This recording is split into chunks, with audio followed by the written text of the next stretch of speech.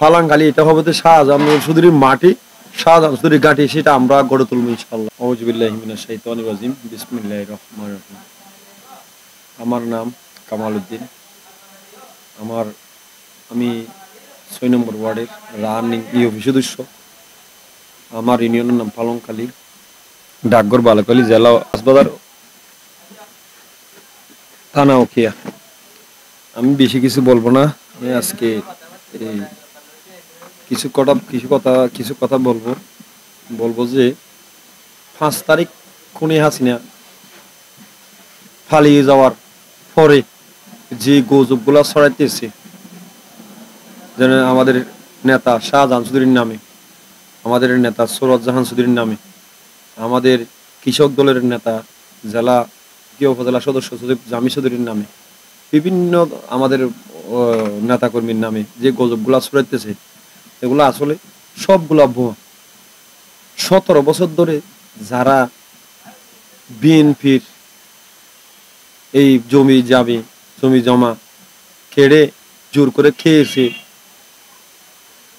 যখন শেখ হাসিনা পালাইয়া গেছে, খুনি হাসিনা পালিয়ে গেছে, পালিয়ে যাওয়ার পরে যার জায়গা তারাই দখলে গেছে।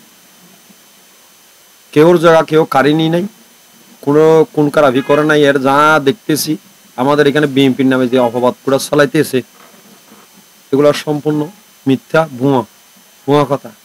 আর এমপি সাহেব কাউকে বলো না যে শাহজাহান চৌধুরী, আমাদের নেতা শাহজাহান চৌধুরী কাউকে বলো না যে তুমি ওনাকে মারো, ওনাকে ধরো, ওনার থেকে টাকা কারি নাও, ওটাতে চাঁদাবাদি করে, কাউকে বলো নাই। এখন আমি দেখি এ পর্যন্ত দেখি নাই যে কোনো বিএনপির নেতা কর্মী কারো থেকে চাঁদাবাজিও করে নাই, কারো থেকে অন্যভাবে কিছু করে নাই। তবে একটা জিনিস দেখতেছি যে ১৭ বছর ধরে বিএনপি কিছু নেতা কর্মীর জমি জমা, আওয়ামী লীগের কিছু লোকে দুবক দখল করে খাইতেছিল। যখন খুনি হাসিনা শেখ হাসিনা পালিয়ে গেছে, এরপরে এরা এমনি যার জমিন তাদেরকে ছাড়িয়ে দিচ্ছে, এতটুকু জানি। আর যারা দেখি জানিন ফেসবুকে অমুকে বিভিন্ন ধরনের আমাদের নেতা শাহজাহান চৌধুরীর নামে গুজব ছড়াইতেছে, বিশেষ করে আমার ফালাংখালী ইউনিয়ন যে যাই বলুক, ফালাংখালী ইউনিয়ন এইটা হবে তো এক সময়, ফালাংখালী এটা হবে তো শাহজাহান চৌধুরীর মাটি, শাহজাহান চৌধুরীর ঘাঁটি, সেটা আমরা গড়ে তুলবো ইনশাআল্লাহ। যদি যাই বলুক, এটা আমার দেখার বিষয় না। শাহজাহান চৌধুরী যতদিন আছে দুনিয়াতে বেঁচে, ওনার জন্য আমরা এখানে কাজ করে যাব, কাজ করতে এসি। আমরা কিছু চাইব না, কিছু শ্রম দিয়ে আমাদের মহল্লায় গিয়ে আমরা শাহজাহান চৌধুরীর যেটা ভালো নাম আছে সেটা আমরা প্রচার করব। কারণ এখানে দেখতেছি কিছু লোক আওয়ামী লীগের কিছু কুন্দ্রিবাজ আওয়ামী লীগ পাড়ায় মহল্লা গিয়ে আমাদের শাহজাহান চৌধুরীর নামে বদনাম ছড়াইতেছে, সৈয়দ জাহান চৌধুরীর নামে বদনাম ছড়াইতেছে, তবে আমাদের নেতাকর্মীর নামে বদনাম ছড়াইতেছে। সেগুলা আমরা আমাদের মা বোন থেকে বুঝিয়ে দেব, এগুলা গজব, এগুলা সঠিক না। আসলে আমাদের উকিয়া টেকনাফের একজন নেতা, উনার নামে যে গজবগুলা ছড়াচ্ছে এই স্বৈরাচার খুনি হাসিনার কিছু এই দালালেরা, এগুলা আমরা মা বোনদেরকে পৌঁছিয়ে দেব। ছোটকাল থেকে বুড়ার না হওয়ার আগে পর্যন্ত আমরা সাপোর্ট করে আসছি। এরপরে যখন আমি বুড়া রয়েছি, এরপরে আমরা ভোট দিয়ে আসছি আপনার আমাদের শহীদ জিয়া রহমান, প্রেসিডেন্ট জিয়া রহমান আদর্শ নিয়ে, ওনার ভালোবাসা নিয়ে খালেদা জিয়াকে আমরা সাপোর্ট করে যাচ্ছি। ওনার নেতৃত্বে উনি একজন সংসদ সদস্য হিসাবে এখানে প্রতিনিধিত্ব করেছে শাহজাহান চৌধুরীকে, আমরা ওনার এই ভালোবাসি। আমি আমার পক্ষ থেকে যতটুকু সম্ভব, যতটুকু আমার সাধ্য, আমি ততটুকু আমি জনগণকে সেবা দিচ্ছি। আল্লাহর রহমতে, মা বাবার দোয়ায়। ওই টাকা পয়সা আমাদের ওয়ার্ড কি টাকা পয়সা নেবে? যারা তো মনে করেন আমার ওয়ার্ডের শতকরা 90% মানুষ অসহায়, হত দরিদ্র, এরা না খাইয়া থাকে, এরা কিভাবে আর কি টাকা পয়সা দিবে? ওয়ার্ডবাসী, আল্লাহর রহমত, আমার ৬ নম্বর ওয়ার্ড একটু অসহায় গরিব মানুষ আমাদের ওয়ার্ডটা, তবে আল্লাহর রহমতে আল্লাহ ভালোই রাখছে।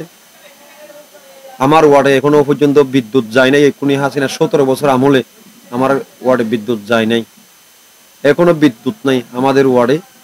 এখনো বিদ্যুৎ নাই, সৌর বিদ্যুৎ নিয়ে মানুষ বসবাস করে, ক্ষেত কামার করে আমার ওয়ার্ডে থাকে।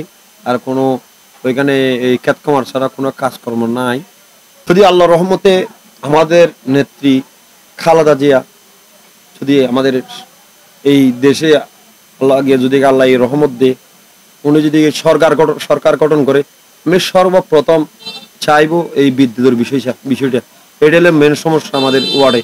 যে বিদ্যুৎ যাইতো, আপনার যেটা শাখাজবাদ জমিন আছে এগুলা এই আপনার এই ফার্নিশা করে ধান চাষ করা যাইতো। আর অধীনে